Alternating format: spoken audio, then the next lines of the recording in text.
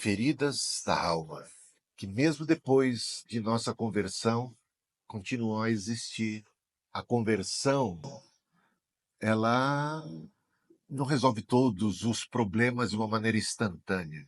Nós continuamos sendo gente de carne e osso, que possuem suas fragilidades, suas debilidades e que precisam de socorro, de ajuda. A graça de Deus é suficiente, mas o processo de cura não é instantâneo, potencialmente suficiente. Mas aí é que são elas. Nós, como cristãos, ainda choramos, nos entristecemos, temos ansiedade e somos suscetíveis às tentações, estamos rodeados de muita fraqueza e, de repente, o coração está ferido.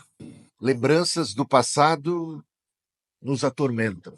Traumas, de repente a gente percebe que alguns traumas ainda sobrevivem. Mágoas profundas podemos experimentar. E o que dizer de sentimento de culpa? Nossa identidade, muitas vezes nós não estamos devidamente firmados, consolidados na nossa identidade em Cristo. E somos tentados nessa área igualmente. Alguns de nós ainda têm comportamentos compulsivos e, de repente, um vício. E, de repente, algo, uma área que precisa ser devidamente trabalhada. Depressão. Crentes estão sujeitos à depressão, à ansiedade, medo, dependência emocional, baixa autoestima e, muitas vezes, se veem com desesperança, falta de propósito, o que agrava muito mais quadros de depressão. Qual é, então, o problema com cura interior? Quando a gente fala e ouve comumente no contexto evangélico sobre cura interior, qual o problema de tais ministrações? A gente observa um apelo muito radical à introspecção, algo muito excessivo, uma busca desenfreada por regredir, por vasculhar o seu passado. Eu acho que isso tem o seu valor, mas quando fica excessivo, complica. Também é muito baseado em técnicas psicológicas, muitas vezes místicas, revelações subjetivas ou orações repetitivas, com foco em memórias traumáticas. Mas esse caminho, por vezes, é enganoso. E por quê? Vejam só as razões. Nos faz confiar em técnicas no lugar de confiarmos única e tão somente no Senhor Jesus. Nos torna dependentes de experiências emocionais, nas técnicas psicológicas ou no emocionalismo que a gente experimenta determinado alívio, tendemos a depender de uma nova experiência igual e algo assim, parece que vicia isso. Isso acaba viciando. Nos afasta das escrituras como a fonte principal, palavra de Deus, fonte real de cura. E então, o que seria a verdadeira, o que promoveria a verdadeira cura interior? Certamente passa pelo reconhecimento do problema, da dor, do mal, do pecado. Senão, a gente nem procura ajuda. Também tem a ver com o encontro com Deus no meio desse sofrimento, dessa constatação, dessa realidade. A transformação se dá pela palavra de Deus. Vocês estão sendo santificados pela palavra que eu tenho comunicado a vocês, disse Jesus. O processo todo é guiado do começo ao fim pela graça, misericórdia, pelo amor, pelo cuidado, pela providência divina. A verdadeira cura interior não começa com fórmulas, mas com o encontro com Deus e com o encontro com o próximo. É um encontro consigo mesmo, ou seja, ser capaz de reconhecer o problema e, inclusive, as causas do problema, que por vezes não são apenas exteriores, não são única e tão somente os outros. De repente, precisamos reconhecer que nós fazemos parte do problema, que nós temos culpa no cartório, Não apenas a culpa dos outros, ou a culpa das circunstâncias, ou a culpa de uma série de conjunturas, mas também a nossa própria culpa. Então, é um encontro conosco mesmo, para ser, a seguir, um encontro com Deus. Aliás, pode ser um encontro com Deus que nos leva a um reconhecimento da nossa própria realidade, da nossa condição. E depois o encontro com o próximo. Esses encontros são fundamentais para a verdadeira cura. A cura não é fuga do sofrimento, não é a busca de um alívio, não é alguma coisa, eu diria assim, um paliativo, um escape temporário. Deus não suprime a dor, meus irmãos, de maneira artificial, não. Mas ele nos transforma através da própria dor. O sofrimento pode ser o caminho de crescimento interior e encontro com o divino. Não ignorem suas dores, mas escutem o que elas têm a dizer. Sempre à luz da fé em Cristo, da palavra de Deus e da comunhão com os outros. Deus, meus irmãos, ele está presente na dor. Salmo 23. Ainda que eu ande pelo vale da sombra da morte, não temerei mal algum, porque tu estás comigo. Ele não nos abandona no vale? A cura começa com a sua presença, é a certeza de que ele está presente no meio e naquela condição é que é a garantia de bem-estar e de superação e de paz e de confiança e de tudo que nós necessitamos para vencer. Naquele vale sombrio, não estamos sós, ele está presente e a presença dele é a garantia de vitória, é conforto, é consolo, é esperança. O Senhor está perto, diz o Salmo 34:18. O Senhor está perto dos que têm o coração quebrantado e salva os de espírito oprimido. Um coração quebrantado, contrito, o Senhor não rejeita jamais. Meus irmãos, corações quebrantados são corações humildes, são corações sinceros diante de Deus, são corações que estão diante do Senhor humildes, como como Isaías, que entra no templo, tem uma visão de Deus e de repente quebrantado ficou. Ele diz: ai de mim, que sou pecador e me vejo agora diante daquele que é santo, santo, santo. Quem sou eu para subsistir diante dele? Eu sou um homem pecador, que habita no meio de um povo também pecador. Portanto, eu não posso reivindicar nada na base dos meus próprios méritos. Ai de mim! Esse reconhecimento da nossa condição de seres caídos, de pecadores, e humildemente confessam diante de Deus e a sua condição, reconhecem a sua condição e clamam por misericórdia, clamam por compaixão, clamam por socorro. Esperam única e tão somente na bondade, na graça, na misericórdia, na providência bondosa de Deus. O Senhor certamente está perto dos que têm um coração assim, quebrantado. Ele salva os de espírito oprimido.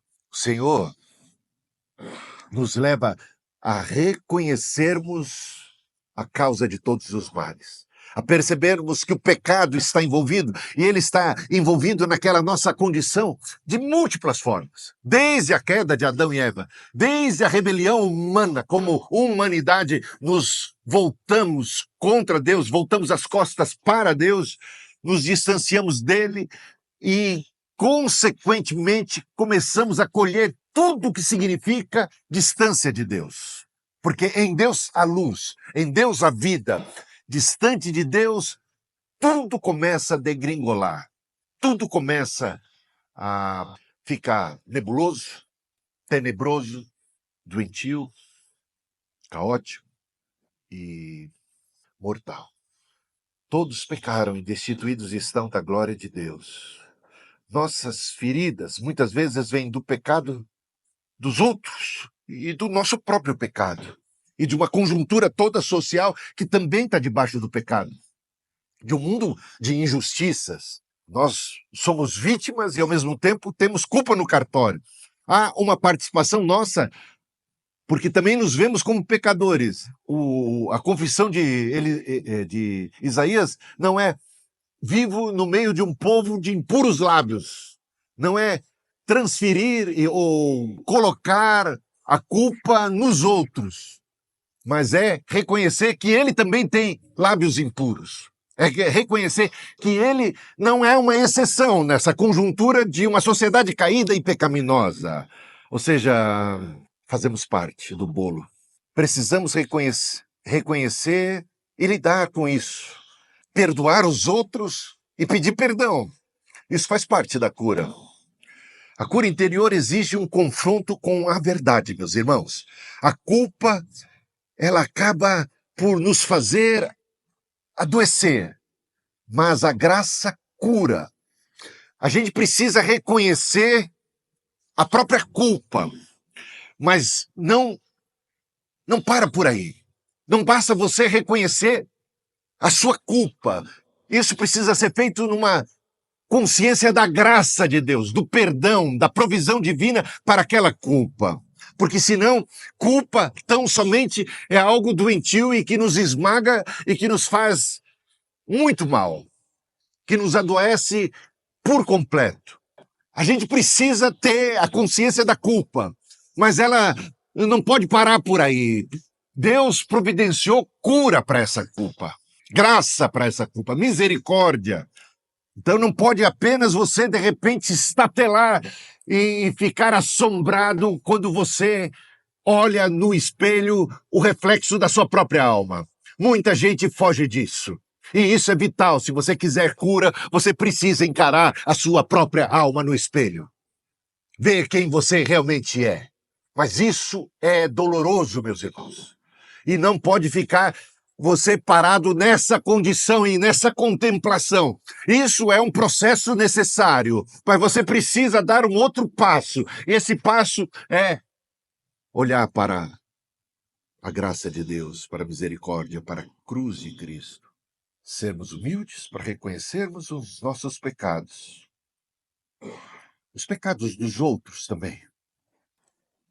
E a nossa necessidade de perdão. E a necessidade de perdão da outra parte. A pessoa precisa ser confrontada com seus próprios pecados, mágoas, motivações e falsidades.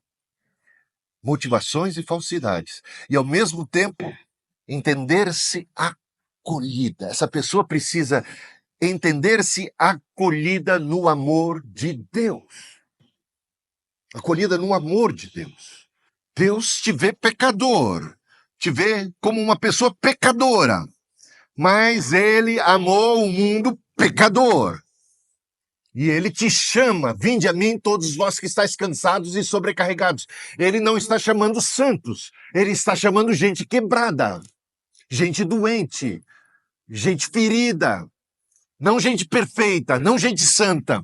Ele está propondo alívio e santidade, cura e vida para aqueles que estão carentes. A verdadeira cura ocorre quando a pessoa se vê como é, mas se sabe amada mesmo assim. Isso é importantíssimo. Você precisa se ver como você é. E isso é doloroso, isso é terrível. Mas quando você se sabe amado por Deus mesmo assim, isso é sanador, isso cura, meus irmãos. O amor de Deus nos cura. É o filho pródigo voltando para casa, ele está em frangalhos, ele está fracassado, ele é uma perdição total. Mas o abraço e a acolhida do pai ou não é, o bálsamo que cura todas as feridas e que apaga todo o passado. E ele não quer nem ouvir mais. O pai abraça, beija e promove cura, banho e restauração. Esse é o nosso pai. Esse é o nosso Deus. O que fez esse jovem filho para merecer tal abraço, para merecer tal acolhida, para merecer uma baita festa? Nada fez. Mas o Senhor fez tudo por ele, porque o Senhor o amou. E bendita seja a graça, o amor e a compaixão de Deus que se revela aos pecadores. Ele nos amou sendo nós ainda pecadores, cheios de culpa, frágeis, mas ele nos ama, esse amor, esse abraço nos cura. A graça nos cura quando enfrentamos a verdade. Ainda estou nesse ponto, tá? Se confessarmos os nossos pecados, ele é fiel e justo para nos perdoar os pecados e nos purificar de toda injustiça. Muitos querem alívio, mas não querem confronto. Querem paz, mas não querem se ver como realmente são. A cura interior exige coragem de olhar no espelho da alma. Mas esse espelho não está sozinho, meus irmãos. A luz da palavra nos revela o amor de Deus que nos acolhe. Sim, a dor em se reconhecer pecador, mas a cura quando essa dor é coberta pela graça bendita de Deus. O Evangelho é o único lugar onde podemos ser totalmente expostos e ainda assim totalmente amados. Esse é o Evangelho. Ele nos salvou quando nós estávamos mortos em nossos delitos e pecados. Ele nos amou primeiro. A graça de Deus é suficiente. Deus disse para Paulo, a minha graça te basta. O passado não precisa e nem deve nos definir. Ele tem a ver com você. Ele é você lá atrás. Mas quem está em Cristo, nova criatura é. As coisas velhas já passaram. Eis que tudo se fez novo.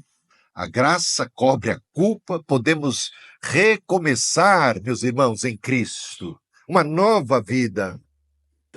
A palavra transforma. Enviou a sua palavra e o sarou. Salmo 107, versículo 20. A Bíblia reconta a nossa história, um novo começo. Renova a nossa mente, mostra quem nós realmente somos em Deus. Fomos criados à sua imagem e semelhança, fomos criados e temos esse potencial para o eterno, essa comunhão com Deus, e Deus nos deu em Cristo uma renovação dessa imagem, uma restauração dessa nossa condição, e somos agora feitos filhos de Deus. É preciso ouvir a voz certa. Diz o Senhor em Provérbios, capítulo 4, versículo 20 e 22. Atenta para as minhas palavras. Quem é que você ouve nesse momento?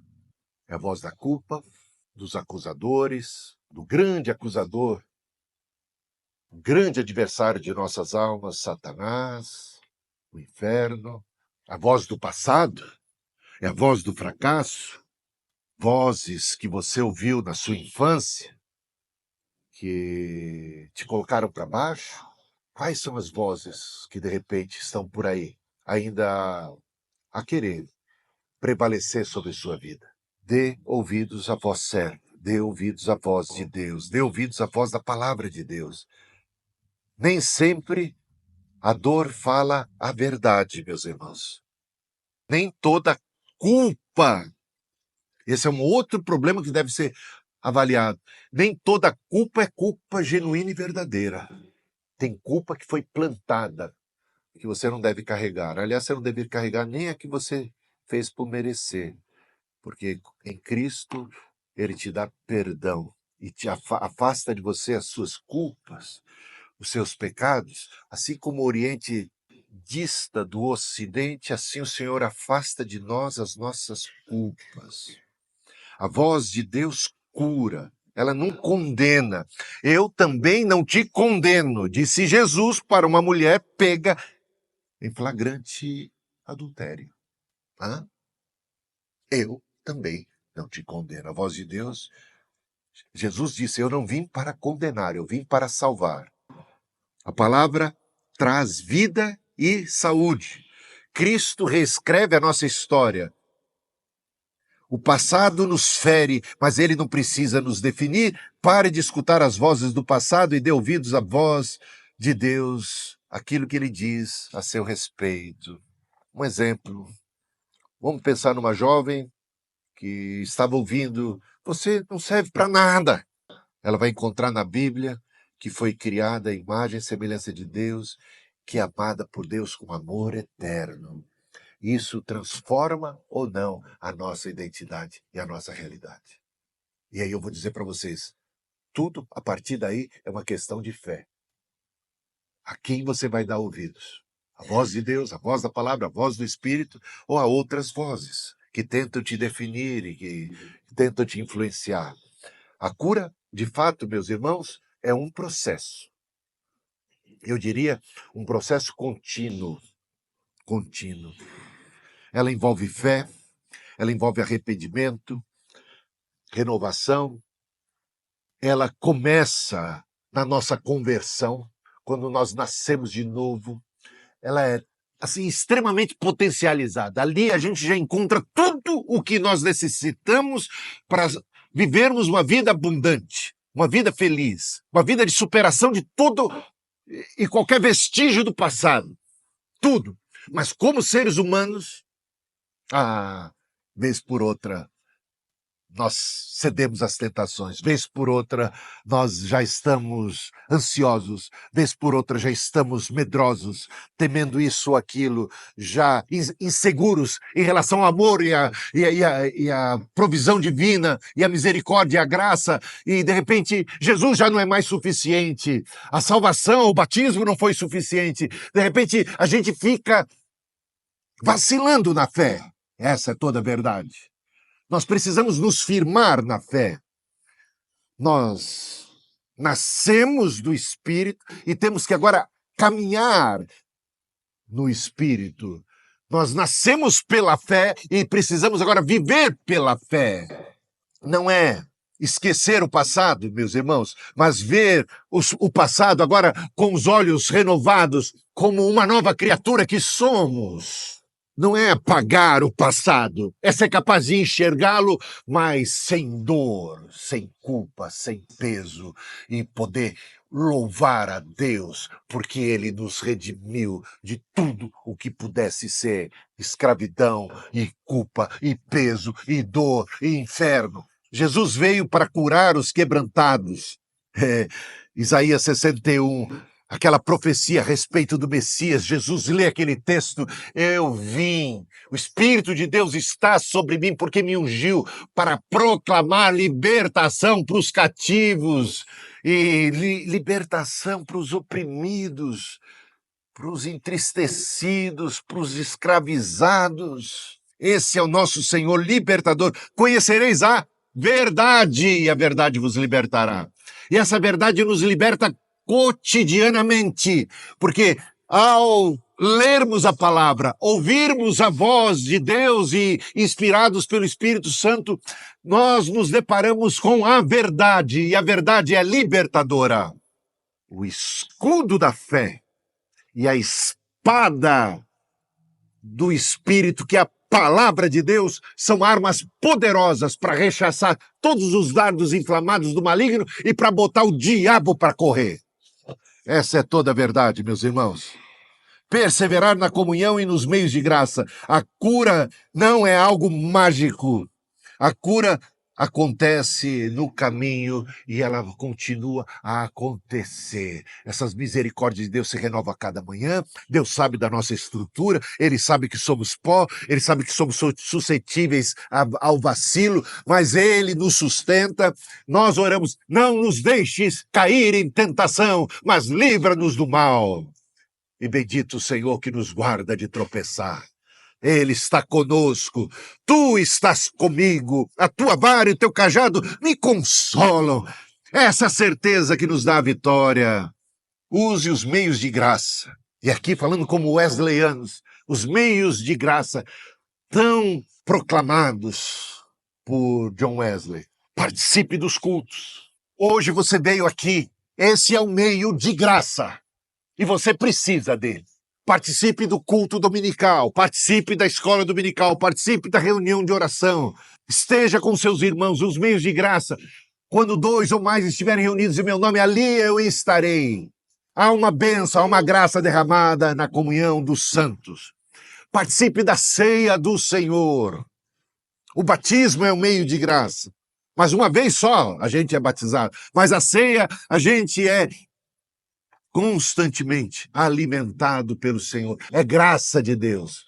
A oração, o louvor, os meios de graça, o discipulado, aconselhamento bíblico, comunhão dos irmãos, uns aos outros. Confessai os vossos pecados uns aos outros. Confessai as vossas culpas uns aos outros, para serdes curados. A cura. Há muita doença psicossomática. Há muita doença que é por causa de um espírito caído, é por causa de uma alma abatida.